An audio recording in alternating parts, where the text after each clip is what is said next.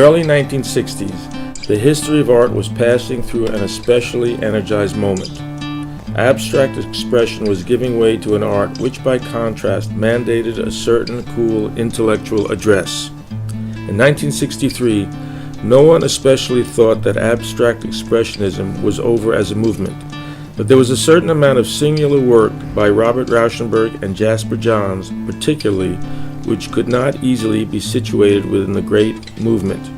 Were these artists merely eccentric and marginal, or were their strange objects the first buddings of a movement that no one at that time was able to visualize? And a certain heightened emotionality was replaced by the urbane wit of pop art. The first of Warhol's Brillo boxes showed dripping paint in ways which would have been unacceptable on their commercial art counterparts, but nobody was responding to the drips as they had learned to do with Pollock. They were responding instead to the artistic takeover of the uninflected emblems of mass consumption: labels, logos, tabloid photos, syndicated comics, and celebrity pictures, American flags, S&H green stamps, money. It was a transformation in artistic culture in which intellectual rewards replaced or at least supplemented visual ones, and the whole philosophical face of art was beginning to disclose itself in a particularly vivid way. Rightly or wrongly, I saw Knox Martin's paintings as embodying this transformative moment. In them, I thought the tension between the two rival philosophies of art could be felt.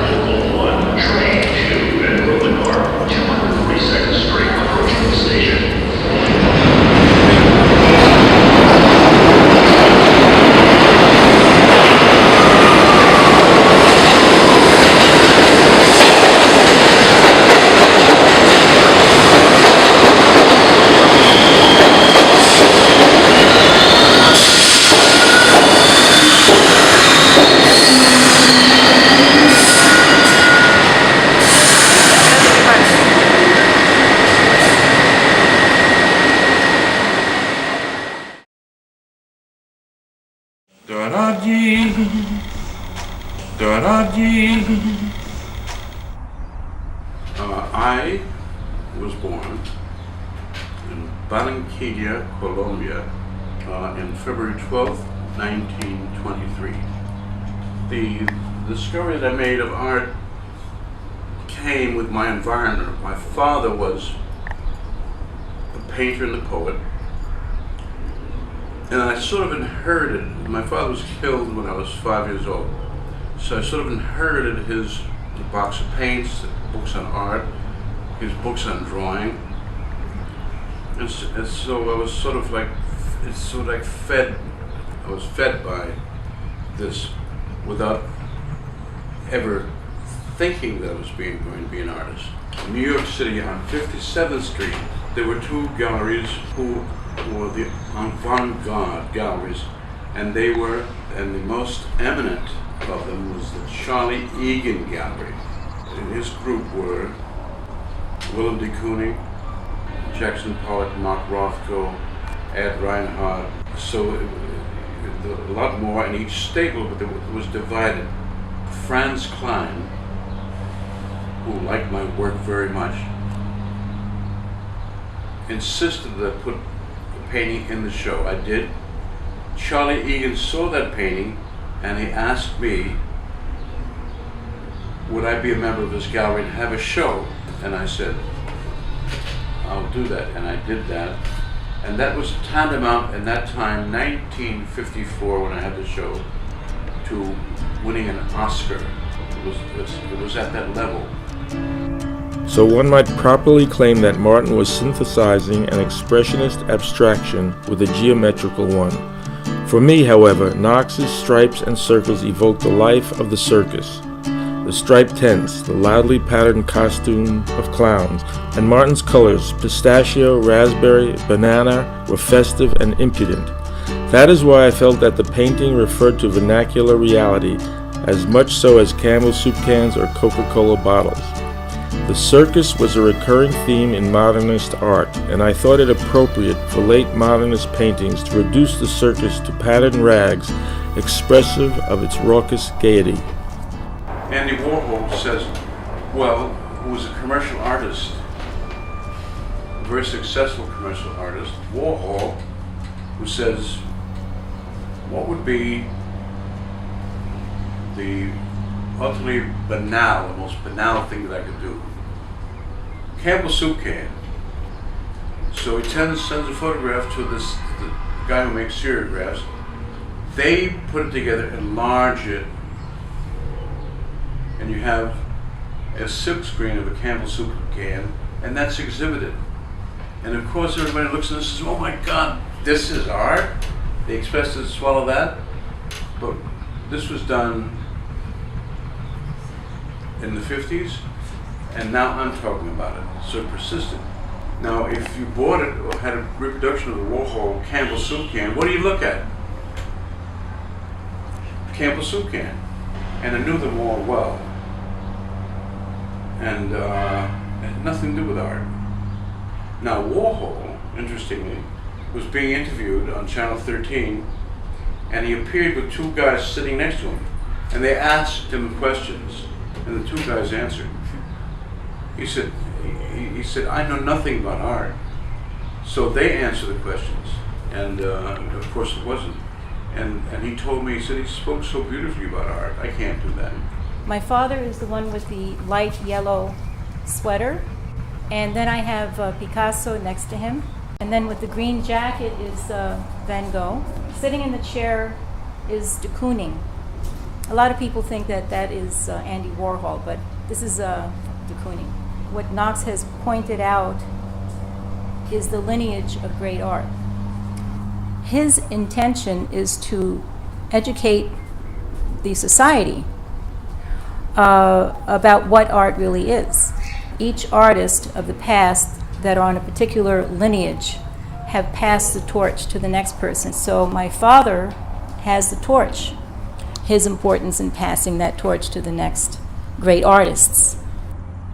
Knox is wonderful. He's like one of the best teachers I've ever had, if not the best. He's exuberant, brilliant, a wonderful teacher, magnificently intelligent, magic, definitely a Renaissance man, loving, craziest, inspirational, magician, fabulous, a great influence, incredibly kind and patient, and inspirational.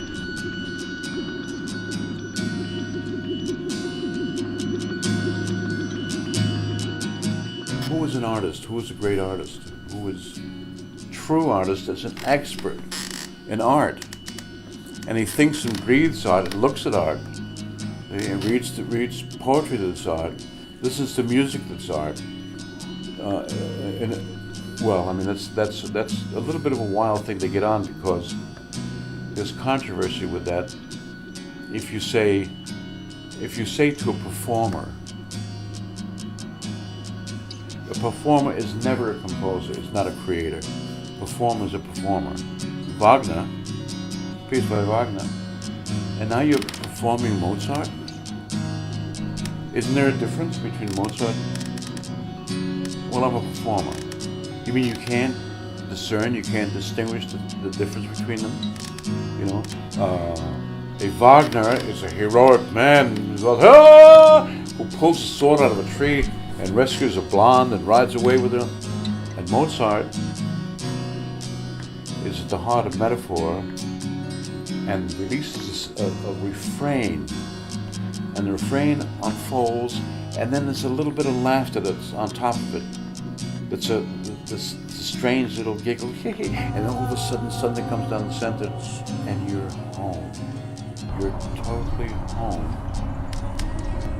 And this is the spiritual in art. The thing about Knox is that everything he does is art. So he gets up in the morning, and then he picks up a book of poetry and reads it, or philosophy, writes a poem, writes an essay about something, like work on his Titian essay, draw a picture, look at a book of drawings, do some painting, do some boxing, like in this room. Every day is different, and every day something new is happening, and things just come out of other things. And Miriam in the class said, The monitor of the class came one time. She said, "You get to see him paint?" I said, "Yes." And she said, she stood there very serious. She was very, I think, upset. He's always doing art every minute. And then he looks at his watch, he goes, "I can't believe it's that late, it's 10 o'clock at night." And he's interested in so many things, oh, let's look out at the moon, or let's look out at the transit of Venus, let's look out the window, let's see what's happening there, let's see what's happening in the world. And people come in, he has visitors that come in, and we have to control that sometimes because he has to work. And it's just, every day is unique and different and unforgettable. So everything is done the same. That's how I find it, that everything he does is art. My father was a commercial fisherman. 2 weeks commercial fishing off the northern banks after codfish and tuna, and I was very familiar with the sea and the variation of the sea. And later on in the service, in the war, I was 3.5 years at sea. And one day in the Bay of Cortez, I was diving down about 40 feet, and all of a sudden, in alarm, I saw there was a deep drop-off, and out of this deep drop-off emerged a huge shape. I thought it was the bottom of the sea coming up. And I swam to the top, and I got to the top just about the same time as this whale. And the whale's eye was no further away than 15 feet. Really. And it looked at me, looking. There was no introspection, there was no menace. It looked.